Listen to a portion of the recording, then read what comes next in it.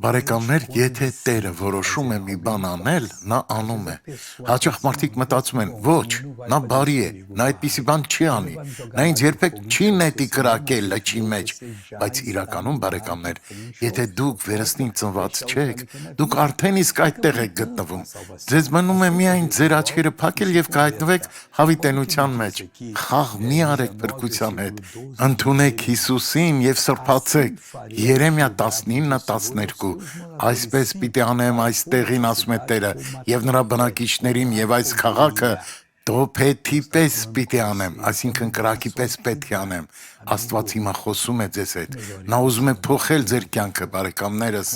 Ավելի լավ է գնալ դրախտ, քան դժոխք։ Դիտենք վկայությունը։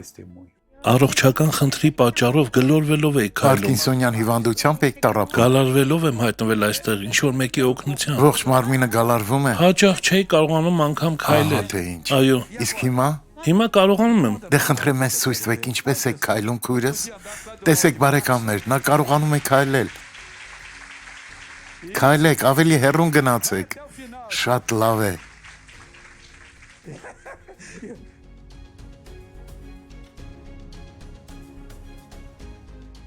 Հիմա խնդրեմ վերադարձեք քույրս։